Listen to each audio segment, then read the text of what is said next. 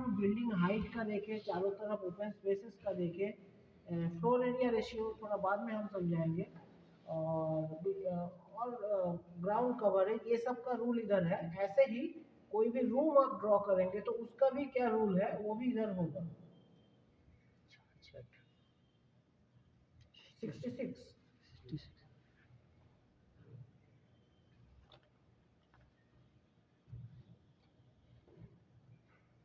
मतलब ground floor का जो हाइट है वो ग्राउंड का हाइट से डिफरेंट है।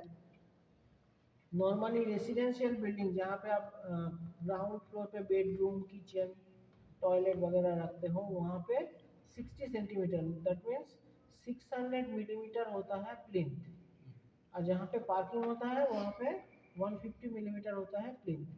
ये हम लोगों को, बहुत लोगों को ही पहले से पता है, लेकिन ये रूल बुक में भी है, ये बहुत लोगों को नहीं पता है कि आप जो जिस एरिया का ड्राइंग करेंगे उस एरिया का जो रूल बुक है उसके अंदर भी आपको ये एक बार देख लेना पड़ेगा कि इधर पे 150 का जगह हो सकता है कहीं पे 100 दिया हुआ हो, वहाँ का रूल में अलग अलग जोन का रूल अलग है, मेन फ्रेम सेम है। इनर कोर्टयार्ड, इनर कोर्टयार्ड जब बिल्डिंग बड़ा होता है तो बिल्डिंग के अंदर पे जो है अलग से शैफ्ट फॉर्मिंग होता है, जहाँ से टॉयलेट, किचन, ये सब का वेंटिलेशन प्रोवाइड किया जाता है। उससे क्या होता है, बिल्डिंग का आउटर वॉल जो है, मैं ड्राइंग बहुत कुछ एक्चुअली डिस्कशन का रहता है, बिल्डिंग का आउटर वॉल का जो एरियाज है वो तो लिमिटेड है, तो इस पे किचन, टॉयलेट यहीं पे होगा, तो बेडरूम, ड्राइंग डाइनिंग रूम, पूजा रूम, स्टडी रूम, ये सब में जहाँ पे अच्छा वेंटिलेशन का ज़रूरत है वहाँ पे रूम का आउटर वॉल कंजम्पशन कम होता है। वही अगर टॉयलेट, किचन अंदर पे कोर्टयार्ड फॉर्मिंग करके उधर पे ये कोर्टयार्ड का जो ये आउटर वॉल हो जाएगा, जब ये कोर्टयार्ड बन जाएगा, बड़ा बिल्डिंग में नहीं होता है, यहाँ छोटा बिल्डिंग है, यहाँ पे वो सब नहीं होगा। तो वहाँ पे अगर किचन टॉयलेट ब्लॉक प्रोवाइड कर दिया गया जहाँ पे वेंटिलेशन मिनिमम होने से ही चलेगा, वेंटिलेशन चाहिए compulsory but not at a large quantity, मतलब बहुत ज़्यादा हवा आनी चाहिए किचन के अंदर या टॉयलेट के अंदर, ये नहीं, लेकिन किचन का जो ऑयली गैस है वो बाहर जाने के लिए, टॉयलेट का जो फाउल गैस है वो बाहर जाने के लिए एक्सटर्नल वॉल भी ज़रूरी है। तो ऐसे ऐसे केसेस में कोर्टयार्ड का जो ओपनिंग्स है वो सफिशियंट है। वहाँ पे किचन टॉयलेट प्रोवाइड करने से बाकी एरिया जो है बिल्डिंग आउटर का, वहाँ पे ज़्यादा हमको ओपनिंग मिल जाता है बाकी सब रूम्स प्रॉपरली प्रोवाइड करने में। वो कोर्टयार्ड जो है, वो कोर्टयार्ड का ग्राउंड फ्लोर का हाइट होगा 30 सेंटीमीटर, 300 मिलीमीटर। ये कोर्टयार्ड बताने के लिए, कोर्टयार्ड क्या है वो मैं बताया, आंगन टाइप का, आंगन टाइप का। आंगन एक्चुअली आंगन का कॉन्सेप्ट अलग है, आंगन का कॉन्सेप्ट जहाँ है ना वहाँ पे मैक्सिमम टाइप बिल्डिंग जो है सिंगल स्टोरीड होता है। आंगन जो है गांव में होता है जहाँ पे आंगन का एक्चुअली पर्पस भी दूसरा है। आंगन का पर्पस है कि आपका जो है घर का जो रेगुलर एक्टिविटीज है वो मैक्सिमम घर के अंदर ही रहे, बाहर के लोग देख ना पाए। तो आंगन में जो है, आंगन पे जो है बच्चे खेल सकते हैं, और आंगन में कभी कभी कुकिंग का भी कुछ पार्ट जो है आंगन में हो सकता है, मतलब सब्जियों को काटना, धोना, ये सब, कपड़ा धोने का भी पार्ट आंगन में हो सकता है। आंगन में कभी कभी जो है वो ड्राइंग एरिया या लिविंग एरिया जो बोलते हैं, घर के अंदर बैठने का जगह जो होता है वो आता है, स्टडी रूम आता है, जहाँ पे लोग लोग नॉर्मली पढ़ते हैं, सोते हैं, बैठते हैं, इसको हैबिटेबल रूम्स बोलते हैं, मतलब बेडरूम, हम इधर हाँ लिविंग एरिया, लिविंग एरिया बोलते हैं। रूम उसको बोला जाता है जहाँ पे चारों तरफ दीवार हो और उसमें दरवाजा और खिड़कियाँ हो। लेकिन लिविंग एरिया या डाइनिंग एरिया पे इसको एरिया इसलिए बोला जाता है क्योंकि इसमें कोई एक साइड में वॉल नहीं होता है, वो जो है कॉमन एरिया है जहाँ से बाकी रूम में एक्सेस होता है। वो रूम नहीं है, वो इटसेल्फ एक रूम नहीं है, वो एक एरिया है। एरिया से अलग अलग जगह पे, बेडरूम पे, किचन पे, बालकनी पे, दूसरा रूम पे जो है एक्सेस रहता है उसका। तो ये टर्मिनोलॉजी आप लोग बाद में थोड़ा मेमोराइज कर लेना। जो कह रहा था, तो वही जो एरियाज है वो एरिया का मिनिमम रिक्वायरमेंट इधर है। हम इधर बेडरूम प्रोवाइड करने जाने से पहले हमें बेडरूम का एरिया मिनिमम कितना है वो समझना पड़ेगा, और ये भी हम लोगों का नॉलेज में रहना पड़ेगा कि स्टैंडर्ड एरिया कितना है। क्या हुआ? अच्छा, এটাতে বলছে। तो इधर सपोज हैबिटेबल रूम, अभी हम बेडरूम का पकड़ लेते हैं, एरिया चेक कर रहे हैं, तो उसमें बोला गया है no habitable room shall have a floor area of less than 6 square metre. एक रूम बेडरूम 6 स्क्वायर मीटर से छोटा नहीं होगा। और no habitable room shall have a width of less than 2.4 metre. Calculator खोलते हैं, क्या आता है एक बेडरूम का length and width. 6 divided by 2.4 that is 2.5, मतलब 2400 बाई 2500 मिलीमीटर में बोल रहा है। एक बेडरूम का मिनिमम एरिया होना पड़ेगा। कभी कभी आप लोगों के पास लोग बहुत कम जमीन लेके आएगा, हमारा इतना ही जमीन है, हम दूसरा जमीन खरीद नहीं सकते, उतना पैसा नहीं है, एक छोटा सा घर बनाना है, हमको सैंक्शन प्लान बना के दीजिए। उस टाइम पे आपको ये एरियाज का जो है रिक्वायरमेंट बार बार देखना पड़ेगा, क्योंकि हो सकता है कि चारों तरफ बिल्डिंग रूल्स के हिसाब से जितना छोड़ना पड़ रहा है उसमें बहुत छोटा एक एरिया आ रहा है जहाँ पे आपको उसको बिल्डिंग बना के देना है एज पर रूल्स। अभी रूल्स के बाहर क्या कंस्ट्रक्शन हो रहा है, कौन सा एरिया पे रूल्स लोग मानते ही नहीं है, वो सब मैटर्स अलग है, उसको भी लेके चलना है। लेकिन आप लोगों को रूल्स भी जानना है कि रूल्स में ये है, लेकिन बाद में शायद दूसरा कुछ बन रहा है। जब सैंक्शन होने जाएगा तब वो रूल्स पे ही सैंक्शन होगा, वहाँ पे कोई भी दूसरा चीज़ नहीं होगा। सैंक्शन ड्राइंग बन जाने के बाद उस साइट पे एक्चुअली क्या कंस्ट्रक्शन हो रहा है वो दूसरा चीज़ हो सकता है, वहाँ का लोकल अरेंजमेंट, लोकल मैनेजमेंट जो भी है वो चलता है।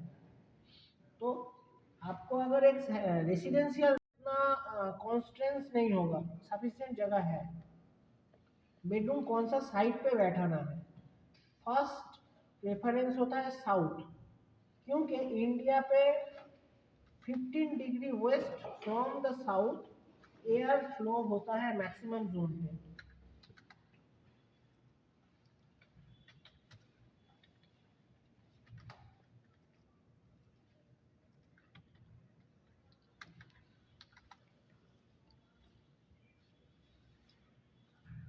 15 degree west from the south, ये है एयर डायरेक्शन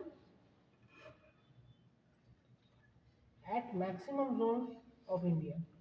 तो हम लोग कोशिश करेंगे bedroom, drawing, dining room, living room, ये सब ये साइड पे, लिविंग एरिया, तो ये सब इस साइड पे प्लेस करना हमेशा पॉसिबल नहीं होता है, लेकिन कोशिश करेंगे हमेशा। मतलब कहीं कहीं पे तो पॉसिबल नहीं है। सपोज ये एक बड़ा बिल्डिंग का आउटलाइन है, यहाँ पे एक फ्लोर पे 4 फ्लैट है, ठीक है, इसमें भी कम मिलेगा।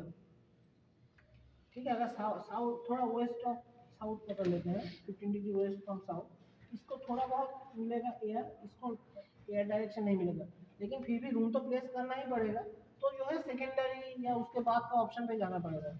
जैसे प्राइमरी ऑप्शन है south and south west, secondary option है ईस्ट, उसके बाद का ऑप्शन है वेस्ट, उसके एकदम लास्ट ऑप्शन है नॉर्थ। नॉर्थ पे नॉर्मली बेडरूम प्रोवाइड नहीं किया जाता है। ऐसे ही टॉयलेट्स का भी फर्स्ट ऑप्शन है वेस्ट, सेकेंड ऑप्शन है ईस्ट, उसके बाद थर्ड ऑप्शन है साउथ, और फोर्थ ऑप्शन है नॉर्थ। नॉर्थ का सबसे अच्छा जो पोजीशन है वो होता है पूजा रूम, किचन, स्टडी रूम, ये नॉर्थ में होता है। और वेस्ट के तरफ जो है स्टेयरकेस, टॉयलेट, ये सब, मतलब जहाँ वेस्ट क्या होता है, बिल्डिंग का सबसे ज़्यादा हॉट जोन होता है। वेस्ट में सबसे ज़्यादा हीट जो है कैच करके रखता है, क्योंकि शाम के टाइम तक डायरेक्ट सनलाइट जो है वेस्ट की तरफ ही आता है। स्टोर रूम भी बना सकते हैं। हाँ, हो सकता है, मतलब ऐसा रूम उधर रहेगा जहाँ पे लोग ज़्यादा देर तक रहते नहीं हैं, और जो है बाकी बिल्डिंग की बाकी जो जोन है उसमें एक बफर क्रिएट करेगा हीट का। इसलिए टॉयलेट में जाके रेगुलर यूज के बाद लोग निकल आते हैं, उधर कोई बैठा नहीं रहता है। स्टेयरकेस में सिर्फ अप एंड डाउन ही करेंगे, वहाँ उधर भी कोई बैठा नहीं रहेगा, स्टोर में भी वैसा। तो ऐसा रूम, बैंकों ने भी कभी कभी वेस्ट पे देना पड़ता है जब देखा जाता है कि ओएस में आपको बेडरूम ही प्रोवाइड करना पड़ रहा है, दूसरा कोई ऑप्शन नहीं है ओएस छोड़ के, तब ओएस में पहले बैल्कनी उसके बाद से रूम। तो बैल्कनी में जो है थोड़ा बहुत धूप जो है बैल्कनी बफर कर देता है, उसके बाद रूम पे आता है धूप। तो ऐसे ही ये बिल्डिंग में जो है, ये तो इमेजिनरी बिल्डिंग है, तो इसमें हम लोग साउथ के साइड पे और भी एक और कुछ क्राइटेरिया है। ये तो रहा क्लाइमेटिक क्राइटेरिया और वास्तु क्राइटेरिया, और भी एक क्राइटेरिया है, वो है साइट कंडीशन का क्राइटेरिया। यहाँ पे रोड है इस तरह, तो कोई भी रोड साइड पे बैल्कनी पूछेगा, बोलेगा कि हमें रोड साइड पे बैल्कनी बैल्कनी चाहिए। वो नहीं देखेगा कि रोड साइड कौन सा डायरेक्शन हो रहा है, नॉर्थ साउथ ईस्ट वेस्ट पे, वो बोलेगा कि रोड पे रोड के सामने हमें बैल्कनी चाहिए, तो वो देना पड़ेगा, वो एक रिक्वायरमेंट है। अभी हो सकता है कि साउथ साइड पे सपोज इधर रोड नहीं, दूसरा कोई बिल्डिंग है जो कि बहुत पहले बना हुआ है और बाउंड्री वॉल के एडजेसेंट ही बिल्डिंग का मेन वॉल उठ गया है, 2-3 वाला बिल्डिंग बन चुका है, तो आपका साउथ डायरेक्शन होते हुए भी उस साइड से एयर नहीं आएगा, तब जो है आपका ऑल्टरनेटिव देखना पड़ेगा कहाँ से एयर आ सकता है, उस साइड पे बेडरूम प्रोवाइड करें। तो ऐसे ही साइट कंडीशंस के ऊपर भी डिपेंड कर जाता है आप कौन सा रूम किस साइड पे प्रोवाइड करेंगे। बिल्डिंग के वॉल वॉल कितना होगा, आउटर वॉल कोई सजेस्ट करेगा, क्या दे सकते हैं? 300 mm। उसमें ब्रिक लेइंग का मेजरमेंट क्या क्या होगा 300 में, कितना प्लस कितना प्लस कितना करके 300 होगा? ब्रिक का साइज का रहेगा 230 सर। मिनिमम 600 रहना है ही, 600। उसके बाद कितना बचा? 6400। तो डायरेक्टली डिवाइड कर देते हैं तो 3200। हाँ, super structure plinth dam proof course 25 mm ठीक, वो जो है ये विद इन 600 मिलीमीटर वो सब रहता है, वो सेक्शन में आएगा, जब डिटेल सेक्शन में हम लोग जाएंगे एकदम लास्ट में, तब वो सब जो है डिटेल्स आएगा। ये तो सुपर स्ट्रक्चर हो गया जो भी मान जाता है। हाँ, ये सब जो है टॉप लेवल्स है, ये ग्राउंड का टॉप लेवल है, ये प्लिंथ का टॉप लेवल है, फर्स्ट फ्लोर का टॉप लेवल है, टेरेस का टॉप लेवल है, टेरेस स्लैब का टॉप लेवल, पैरापेट वॉल उससे ऊपर होगा, वो बिल्डिंग हाइट में नहीं आएगा। लेकिन प्लिंथ जो है बिल्डिंग हाइट के अंदर ही रहेगा, प्लिंथ बिल्डिंग हाइट से बाहर नहीं है, ठीक है। ग्राउंड लेवल से जो है बिल्डिंग हाइट स्टार्ट होता है up to top level of the last floor slab, ठीक है। तो इधर हो गया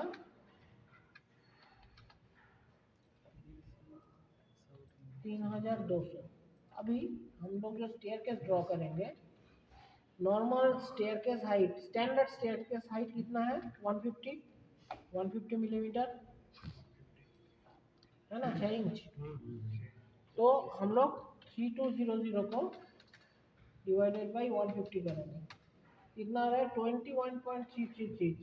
लेकिन ये फ्रैक्शन प्रैक्टिकली जब साइट में आप जाएंगे, अगर आप ड्रॉ कर भी लेते हैं, मिस्त्री उसको मिला नहीं पाएगा, उसको राउंड फिगर में डायमेंशन एक चाहिए, 3300 पर करिए सर।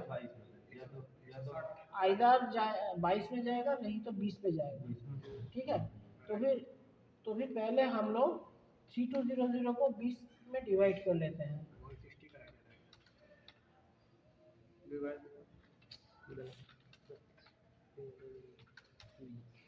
160, आइदर हमें 160 राइजर करना पड़ेगा, नहीं तो वो टोटल हाइट को फिर से 20 में डिवाइड करके देखना पड़ेगा कितना आ रहा है। एक मिनट, 3300 ले लीजिए सर। एक काम कर सकते हैं, 21 इंटू 150 ये भी कर सकते हैं, 3150। ये अगर बिल्डिंग हाइट हम लोग दिए तो फिर आपका वो हाइट पूरा आ जाएगा 7000 के करीब आएगा, पूरा नहीं आएगा। 3150 मतलब इधर 50 कम होगा, इधर भी 50 कम होगा। लेकिन ये चेक कर लेना पड़ेगा कि आफ्टर प्रोवाइडिंग 125 मिलीमीटर स्लैब कितना आ रहा है।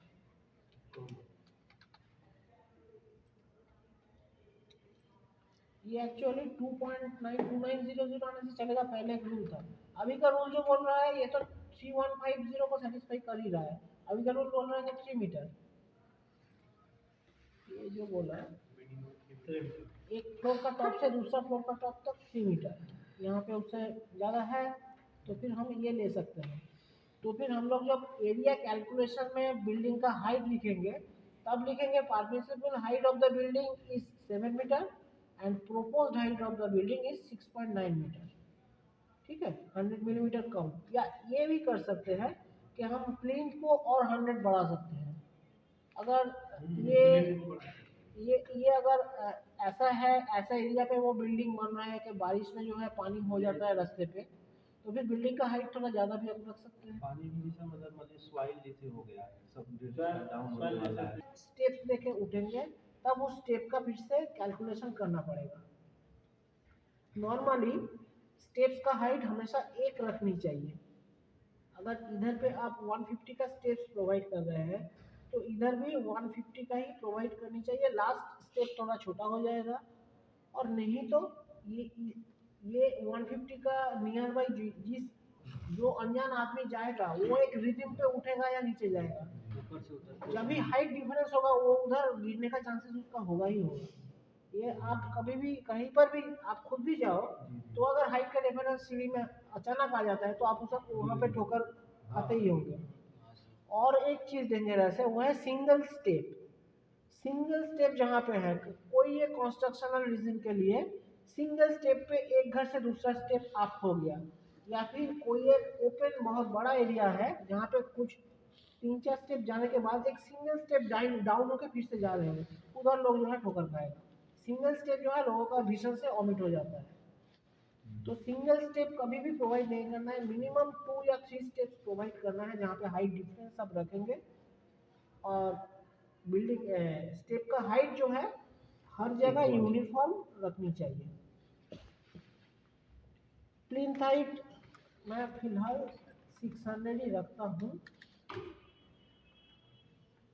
तो ये बिल्डिंग हाइट का एक कैलकुलेशन हो गया जहाँ पे 150 करके राइजर देंगे हम लोग, और टोटल कितना होगा 21 राइजर।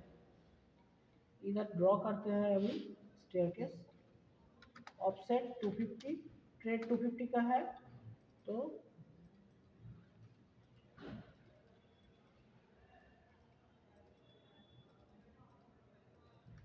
इधर 10 हुआ, इधर 10 हुआ। ऑफसेट या 1000 लैंडिंग का, ये हो गया फुल लैंडिंग, इधर है हाफ लैंडिंग, और इधर में ऑफसेट दे दिया 125 वॉल का। अब ये नॉच को क्या करेंगे, रूम बड़ा कर सकते हैं, नहीं तो रूम थोड़ा छोटा करके सामने की तरफ बैल्कनी भी दे सकते हैं। यही है प्लानिंग, और कुछ नहीं। आपको स्पेस यूटिलाइज करना है। बैल्कनी का मिनिमम विड्थ होता है 900, मैं रूल बुक में दिखा दूंगा। बैल्कनी का जो वॉल है वो 125 रख भी सकते हो, नहीं तो 200 रखना बेटर होता है। अपने हिसाब से वो कर सकते हो कम ज़्यादा, क्योंकि उसमें भी वेदरिंग इफेक्ट जो है आता ही है पूरा। यहाँ से 1 मीटर से नहीं ना, बैल्कनी का मेजरमेंट हमेशा आउटर से लेके किया जाता है। ये 75 थिकनेस का एक पैरापेट वॉल जैसा रखेंगे।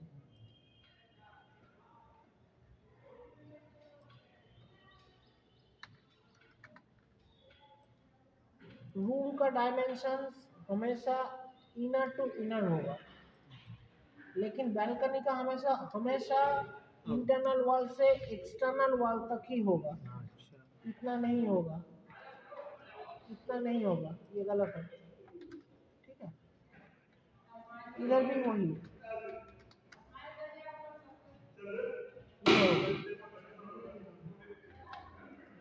इंटरनल वॉल से सर एक्सटर्नल वॉल बालकनी रहता है। हाँ, इंटरनल वॉल से एक्सटर्नल वॉल तक बैल्कनी है। इंटरनल टू इंटरनल रूम का सर 1 मीटर नहीं रहता। अभी अलग अलग जगह का अलग अलग रूल है। कहीं पे EAL से डायमेंशन अलाइन, लास्ट डे बोला था ना डीएल, जैसे कि फर्स्ट बैच में बोले नहीं, डायमेंशन अलाइन तो हम बोले थे कि स्ट्रेट और Inclined. इंक्लाइंड, डीएएल अलाइंड, ये तो हम दोनों बैच में ही बोले थे। डीसीओ, उसके बाद आप क्लिक करते जाओ वही अलाइनमेंट पे, डायमेंशन ऐसे। हाँ, ये डीएलआई या डीएल, इससे पहले एक डायमेंशन होना पड़ेगा, उसी के बाद ये कमेंट जो है आ सकता है, एक्टिव हो सकता है। नहीं तो नॉर्मली डीसीओ देंगे तो सपोज इधर भी कोई एक काम किए थे डायमेंशन का, उसके बाद बहुत सारा ड्राइंग किए, फिर डीसीओ किए, तो वो पॉइंट से जो है खींच लेगा डायमेंशन। স্যার আমার খুঁজছেন?